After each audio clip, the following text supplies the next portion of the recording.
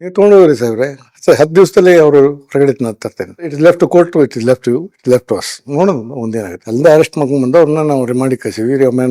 Weapons recovery ಸಲುವಾಗಿ police ಕಸ್ಟಡಿಗೆ 5 ದಿವಸ ತಗೊಂಡು ಕೆಲವೊಂದು ವೆಪನ್ಸ್ ರಿಕವರಿ ಮಾಡಿದ್ವಿ. ಆಮೇಲೆ ಅವ್ರ ಜೀಪ್ ಯೂಸ್ ಮಾಡಿ ಜೀಪ್ ರಿಕವರ್ ಮಾಡಿದ್ವಿ. ಫೈನಲಿ ಅವರಿಗೆ ಆ ಕೇಸ್ನಲ್ಲಿ ಅಕ್ವಿಟಲ್ ಆಯ್ತು ಅನ್ಫಾರ್ಚುನೇಟ್ಲಿ. ಯಾಕಂದ್ರೆ ಯಾರೊಬ್ರು ಐ ವಿಟ್ನೆಸ್ ಹೇಳಕ್ತಾ ಇರಲಿಲ್ಲ. ಪೂರ್ತಿ ಭಯ. ಗವಿಗಟ್ಟಿ ಅಂತ ಒಂದು ವಿಲೇಜ್, ಅಲ್ಲಿ ಪೊಲೀಸ್ ಗೌಡರು ಅಂತ ಒಂದು ಪಾರ್ಟಿ, ಮಾಲಿಗೌಡರು ಅಂತ ಒಂದು ಪಾರ್ಟಿ. ಪೊಲೀಸ್ ಗೌಡರ ಪಾರ್ಟಿ ಒಳಗೆ ಅವರು 7 ಜನ ಅಣ್ಣ ತಮ್ಮಿದ್ರು, ಎಲ್ಲರೂ ವೆಲ್ ಟು ಡು. ಆಮೇಲೆ ಅವ್ರದ್ದು ಹೆಂಗಂದ್ರೆ ಹಳ್ಳಿಯಲ್ಲಿ ಏನೇ ಜಗಳ ಆದ್ರೂ ಏನೇ ಮಾಡಿದ್ರು ಕೂಡ ಪೊಲೀಸ್ ಸ್ಟೇಷನ್ಗೆ ಹೋಗಂಗಿಲ್ಲ. ಅವರೇ ಪಂಚಾಯತಿ ಮಾಡಿ ಅಲ್ಲೇ ಬಗೆಹರಿಸ್ಬೇಕು, ಅವ್ರು ಅಲ್ಲೇ ಫೈನ್ ಹಾಕ್ಬೇಕು.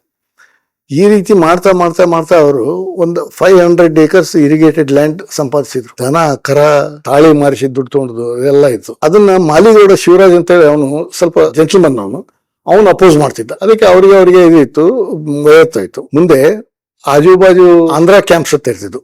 ಆಂಧ್ರ ಕ್ಯಾಂಪ್ಸ್ ಅಂದ್ರೆ ಬರೀ ಒಂದು ಆಂಧ್ರದ ಒಂದು 10-12 ಮನೆ ಅದ ಒಂದು ಕ್ಯಾಂಪು. ಅಲ್ಲಿ ಕಾಲುವೆ ನೀರು ಪಾಳಿ ಪ್ರಕಾರ ಬಿಡ್ತಿದ್ರು. ಈ ಒಂದು ವಾರ ಈ ಕಾಲುವೆ ಓಪನ್ ಮಾಡಿದ್ರೆ ಮತ್ತೊಂದು ವಾರ ಮತ್ತೊಂದು ಕಾಲುವೆ ಓಪನ್ ಮಾಡಿ, ಅದು ನೀರು ಒಂದು ವಾರ ಓಪನ್ ಮಾಡಿದ್ರೆ ಸಾಲ್ತಿದ್ದಿಲ್ಲ. ಅವ್ರು ಬಂದು ಇವ್ರ ಹತ್ರ ರಿಕ್ವೆಸ್ಟ್ ಮಾಡಿದ್ರು. ಇವರು ಎಷ್ಟರ ಮಟ್ಟಿಗೆ ರೌಡಿಸಮ್ ಇವ್ರದ್ದು ಗೌಡ್ರದಂತೆ ಅಲ್ಲಿ ಹೋಗ್ಬಿಟ್ಟು ಆ ಗೇಟ್ ಹತ್ರ ತಮ್ಮ ಚಪ್ಪಲ್ ಇಟ್ಟು ಗೇಟ್ ಎತ್ತಿ ಬಂದ್ರೆ ಆ ಗೇಟ್ ಯಾವ ಇಂಜಿನಿಯರ್ಸ್ ಯಾರು ಮುಟ್ಟಂಗಿಲ್ಲ ಅಂದ್ರೆ ಅವ್ರಷ್ಟು ರೌಡಿಸಮ್.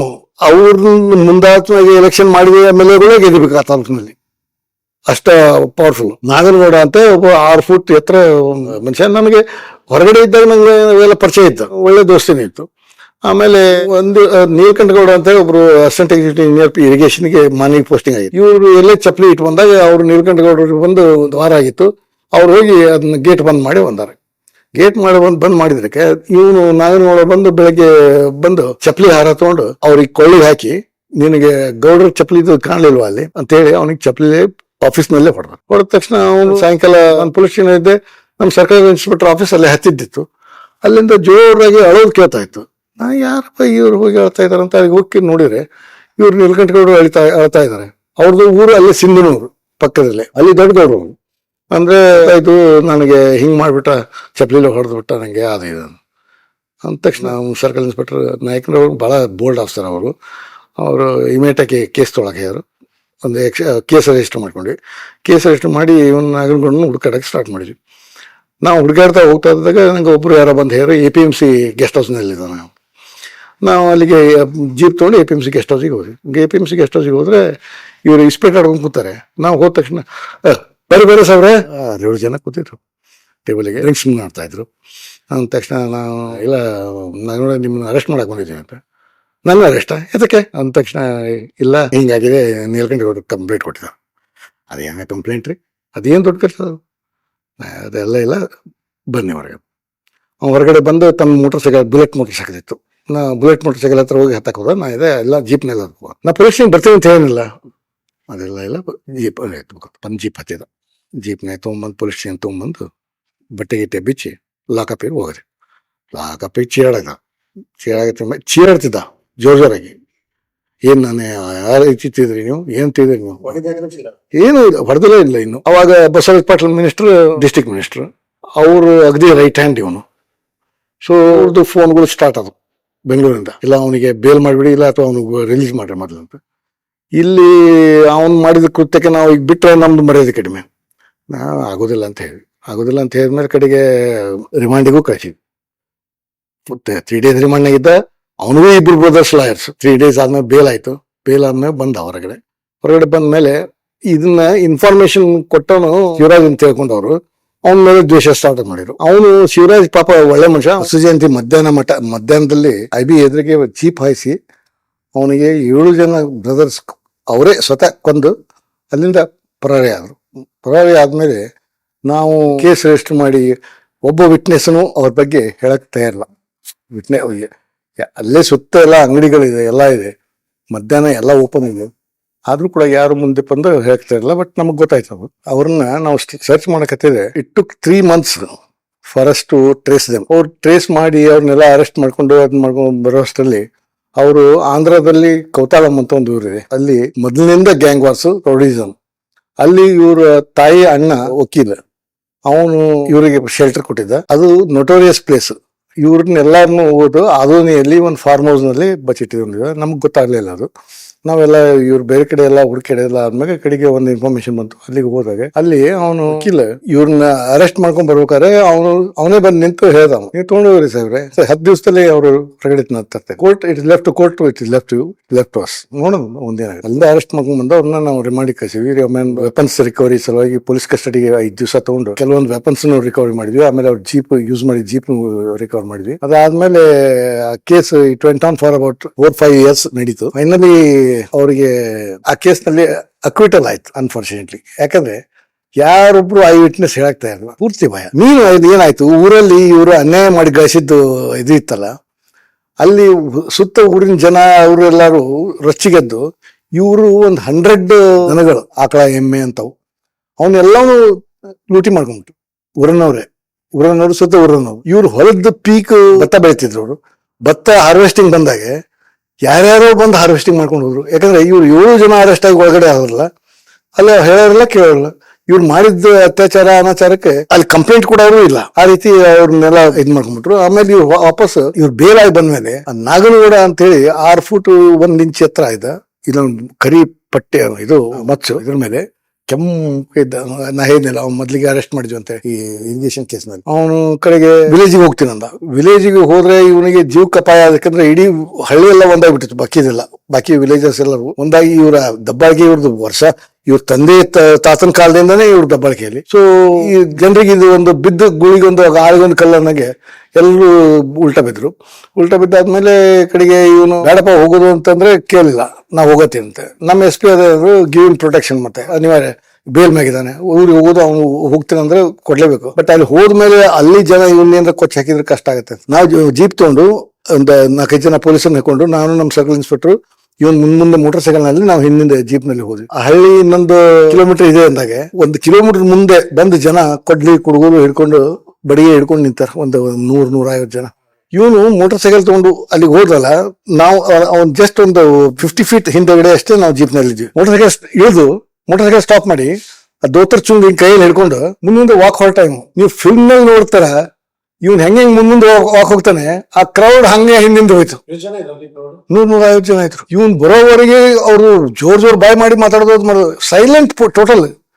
ನಾವು we are surprised and we are hats off for his courage. ಅವನು ಸೀದಾ ಹೋದ, ತನ್ನ ಮನೆಗೆ ಹೋದ ಅಲ್ಲಿ ಮನೆಯಲ್ಲಿ ಒಂದು 3-4 hours ಮನೆಯಲ್ಲಿದ್ದ. ಮತ್ತೆ ವಾಪಸ್ ನಡ್ಕೊಂಡು ಬಂದ ಮೋಟರ್ ಸೈಕಲ್ ಹತ್ತಿ ಅಲ್ಲಿಂದ ವಾಪಸ್ ಮನೆಗೆ ಬಂದ. ನಾನು ಹುಬ್ಳಿಯಲ್ಲಿ ಸರ್ವಿಸ್ ಮಾಡೋಕಾರೆ ಹುಬ್ಳಿಯಲ್ಲಿ ರೌಡೀಸಿಗೆ ಮತ್ತು ಅವರಿಗೆ ನಾನು ಹೇಳ್ತೀನಿ, ನಿಮ್ಗೆ ನಿಜವಾದ ರೌಡಿಸಮ್ ನೋಡೋಕು, ನಿಜವಾದ ನೀವು ಧೈರ್ಯ ನೋಡೋಕಂದ್ರೆ ಗವಿಗಟ್ಟಿ ನಾಗನಗೌಡ ನೋಡ್ಬೇಕು ನೀವು ಅಂತ ಹೇಳ್ತಿದ್ದೀನಿ. ಸರಿಯಾದ ರೌಡಿಸಮ್ ಗೊತ್ತಿದ್ದು, ಸರಿಯಾದ ರೌಡಿಸಮ್ ಮಾಡೋಕಾಗಿತ್ತು.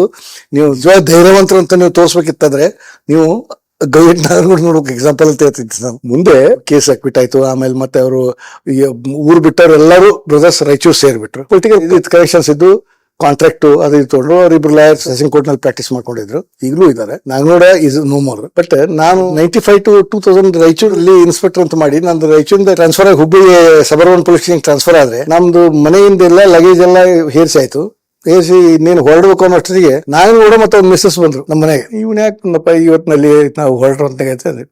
ಬಂದು ಸರ್ 1-2 ಕುರ್ಚಿ ಸ್ವಲ್ಪ ಕೂಡ್ಕೊಳ್ಳಿ ನೀವು ನಿಮ್ಮ ಮಿಸ್ಸಸ್. ನನಗೆ ಸ್ವಲ್ಪ ಸಂಶಯ ಬರಾಕತ್ತಿ ಇವನು ಏನೋ ಅಂತ. ಆಯ್ತಂತ 2 ಚೇರ್ ಟ್ರಕ್ನಿಂದ 2 ಚೇರ್ ಇಳಿಸಿ ಕೂತ್ಕೊಂಡಿ. ನನಗೆ ಸೂಟ್ ಪೀಸು 1 ತೊಲೆ ಬಂಗಾರ, ನನ್ನ ಮಿಸ್ಸಸ್ಗೆ 1 ತೊಲೆ ಬಂಗಾರ, 1 ಸೀರೆ ಕೊಟ್ಟು, ಸರ್ ನಿಮ್ಮಿಂದ ಬಾಳೆ ಸುಧಾರಿಸಿತು, ಮಕ್ಕಳೆಲ್ಲ ಚೆನ್ನಾಗಿ ಓದಿದ್ರು, they are reached A good position. ನೀವು ಊರು ಬಿಡಿಸಿದ್ದಕ್ಕೆ ನಾವು ಸುಧಾರಿಸ್ಕೊಂಡ್ವಿ ಸರ್. ಇಲ್ಲಿಗೆ ಅದೇ ಊರಲ್ಲಿ ಇದೇ ಕತೆ ಹಾಕೊಂಡು ನಮ್ದು ಇದೇ ಫ್ಯಾಮಿಲಿ ಹಿಂಗೆ ನಡೀತಿತ್ತು. ನಮ್ಮ ಪುಣ್ಯ ನಿಮ್ಮ ಆಶೀರ್ವಾದ ಇರಲಿ ಸರ್ ಅಂತ ಮಾಡಿದ. I was most surprise by it. Of course ಅದೇ ಆಯ್ತು. 3 ವರ್ಷ ಅಲ್ಲಿ ಮಾನವಿಯಲ್ಲಿ ಮುಗಿಸಿದ್ವಿ. 3 ವರ್ಷ ಮಾನವಿಯಲ್ಲಿ ಮುಗಿದ್ಮೇಲೆ ಮಿನಿಸ್ಟರ್ ಮಾತು ಕೇಳಲಿಲ್ಲ ಅಂತ ಹೇಳಿ ಅವ್ನ ರಿಲೀಸ್ ಮಾಡ್ರಿ, ಅವನ ಮ್ಯಾಗ ಕೇಸ್ ಮಾಡಬೇಡಿ ಅಂತ ಹೇಳಿದ್ರು. ಕೂಡ ನಾವು ಕೇಸ್ ಮಾಡಿದ್ದು ಇದು ಮಾಡಿದ್ವಿ. ದಿಸ್ ಆಸ್ಪೆಕ್ಟ್ ಅಲ್ಲಿ ವಿಲೇಜರ್ಸ್ಗೆ ಎಲ್ಲರಿಗೂ ಇಂಪ್ರೆಷನ್ ಆಯ್ತು. ಮಿನಿಸ್ಟರ್ ಸ್ಟುಡ್ ಬೈ ದೆಮ್, ಏನ್ ಸಪೋರ್ಟ್ ಮಾಡಿಲ್ಲ ಅಂತ ಹೇಳಿ.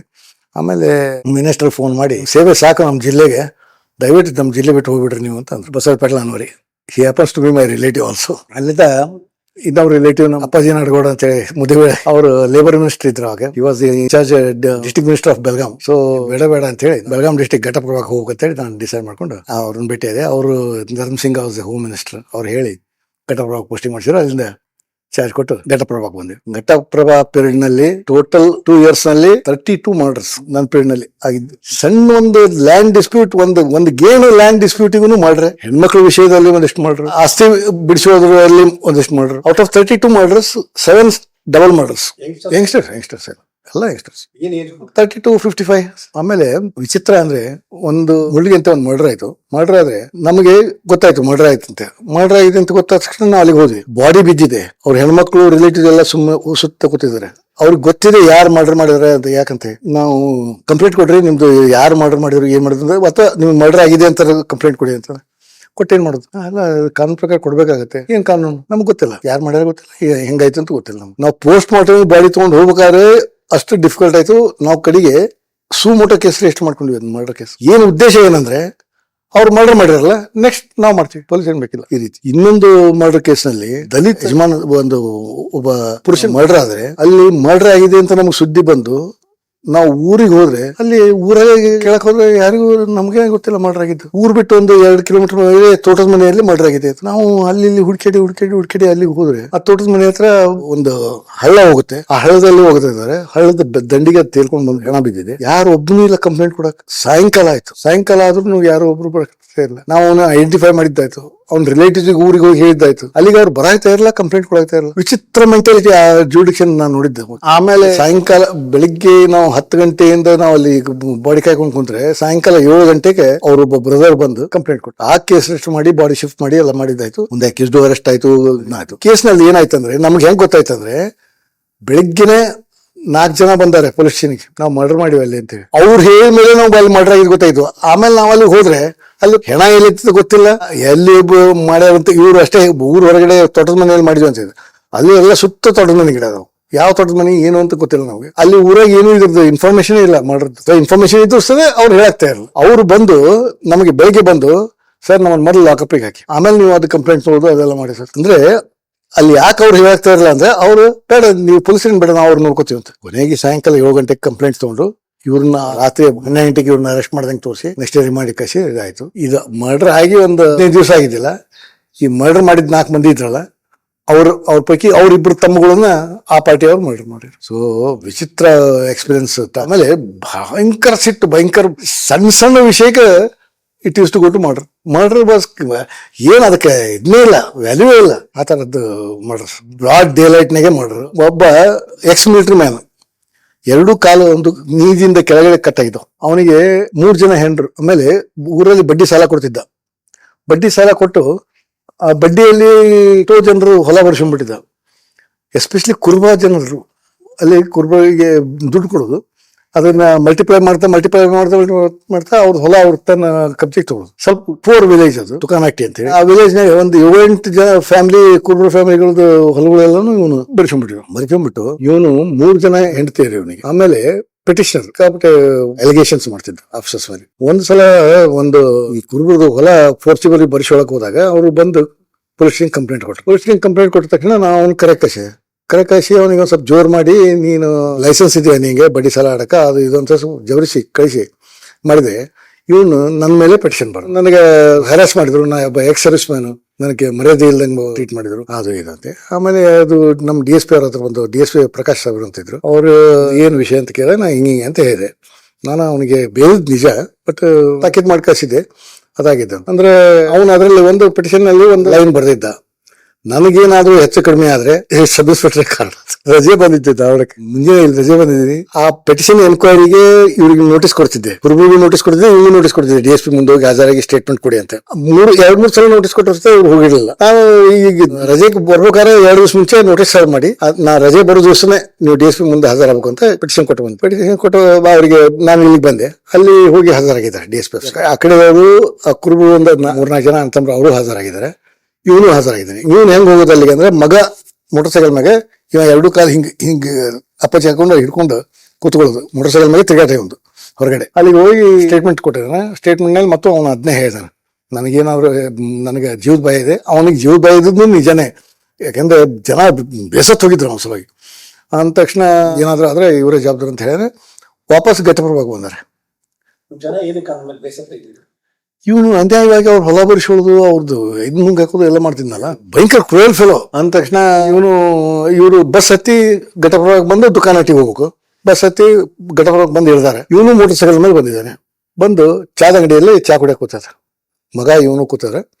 ಇವರು ಅಷ್ಟೊತ್ತಿಗೆ ಇವ್ರು ಕುರುಬರು ಬಂದು ಬಸ್ನಿಂದ ಇಳಿದಾರೆ. ಇವ್ನು ನೋಡಿದ ತಕ್ಷಣ ಅವ್ರಿಗೆ ಹೊಟ್ಟೆ ಸಂಟಾಗಿದೆ. ಎಷ್ಟಂತ ಕಾಡ್ತಾನೆ ಇವನು, ನಮ್ಮ ಹೊಲ ಕಸ್ಕೊಂಡ, ನಾವು ಗಾಡಿಗೆ ಬಿದ್ವಿ, ಆದ್ರೂ ಕೂಡ ನಮ್ಮ ಮ್ಯಾಗ ಅರ್ಜಿ ಕೊಟ್ಟು ಮತ್ತೆ ಇವನ ಸತಾಯಿಸ್ತಾನೆ, ನೋಡ್ಕೊಂಡ್ಬಿಡೋಣ ಇವನು ಅಂತೇಳಿ ಅವ್ರ ರಿಲೇಟಿವ್ಸ್ ಮನೆ ಅಲ್ಲೇ ಇದೆ ಬಸ್ ಸ್ಟ್ಯಾಂಡ್ ಹತ್ರ. ಅವ್ರ ರಿಲೇಟಿವ್ಸ್ ಮನೆಗೆ ಹೋಗಿ ಕುಡುಗೋಲು ಕೊಡ್ಲಿತ್ತು ಒಂದು ಆ ಹೋಟೆಲ್ ಕುಂತ ಒಂದು ತೆಗೆದು ಹೊರಗೆ ತಂದು ಸಾಯಂಕಾಲ DSP ಫೋನ್ ಮಾಡಿದ್ರು ನಂಗೆ. ನಮ್ಮ ಮನೆ ಮಕ್ಕಳದವ್ರದ್ದು ಫೋನ್ ಇದು, PP ಫೋನ್ ಮಾಡಿ, ನೀ ಬ್ಯಾರಪ್ಪ ಇಮಿಡಿಯೇಟ್ ನಿಮ್ ಕುಂತಂದು ಮರ್ಡರ್ ಆಗಿದೆ ಅದು. ಎಲ್ಲ ಸರ್ ಕಟಪ್ರಭು ಬಸ್ ಸ್ಟ್ಯಾಂಡ್ ನಾಗ ಮಾಡ್ಯಾರ. ಹೋದ್ಮೇಲೆ ಪೆಟಿಷನ್ ಕೊಟ್ಟದನ್ನ ಅವ್ನ ಹೇಳಿಕೆಯನ್ನು ಬದಲಿ ಮಾಡಿಕೊಂಡು ಸಿಗ್ನೇಚರ್ ಫೋರ್ಜ್ ಮಾಡಿ ಸಿಗ್ನೇಚರ್ ಮಾಡಿ ನನ್ನ ಮ್ಯಾಗ ಫೇತ್ ಇತ್ತು. ಜ್ಯೋತಿಪ್ರಕಾಶ್ ಮಿರ್ಜಿ ಸಾಹೇಬ್ರ SP ಅವ್ರು ಎರಡು ಅದನ್ನ ಪಿಟಿಷನ್ ಚೇಂಜ್ ಮಾಡಿ ಸಮುದಾಯ ಸೇರಿದ್ಮಿ. ಈ ಒಂದೊಂದು ಮಾಡಿರೋ ಒಂದೊಂದು ಕಥೆಯಲ್ಲಿ ಈ ರೀತಿ ಅಲ್ಲಿ ಸರ್ವಿಸ್ ಆಯ್ತಾಯ್ತು. ಸೊ ಪೆಟಿಷನ್ ಎನ್ಕ್ವೈರಿ ಮುಗಿಸ್ಕೊಂಡು ಬಂದ್ಮೇಲೆ ಅವ್ನ್ ಮರ್ಡರ್ ಆಯ್ತು. ಮರ್ಡರ್ ಆದ್ಮೇಲೆ ಮತ್ತೆ ಎಲ್ಲ ಪರ್ಮನೆಂಟ್ ಆಯ್ತು, ಅಕ್ಯೂಸ್ಡ್ ಅರೆಸ್ಟ್ ಆಯ್ತು, ಕೇಸ್ ನಡೀತಾ ಇತ್ತು. ಆಮೇಲೆ ಕೇಸ್ ಮುಂದೆ ಹೋಗಿ ಅಕ್ವಿಟ್ನೂ ಆಯ್ತು ಅದು. ಯಾಕಂದ್ರೆ ಬಸ್ ಸ್ಟ್ಯಾಂಡ್ ನಲ್ಲಿ ಅವನಿಗೆ ಇಂಟ್ರೆಸ್ಟೆಡ್ ಹೇಳೋರು ಯಾರು ಇರಲಿಲ್ಲ. ಪೆಟಿಷನ್ ಕೊಟ್ಟರು ಕೂಡ ಅದು ಪೆಟಿಷನ್ ಕ್ಲೋಸ್ ಆಯ್ತು. ಕ್ಲೋಸ್ ಆಗಿ ಹೋಯ್ತು. ಆಮೇಲೆ ಅಲ್ಲಿ 2.5 ವರ್ಷ ಸರ್ವಿಸ್ ಮಾಡಿ ಅಲ್ಲಿಂದ ಗಂಗಾವತಿಗೆ ನನಗೆ ಟ್ರಾನ್ಸ್ಫರ್ ಆಯ್ತು.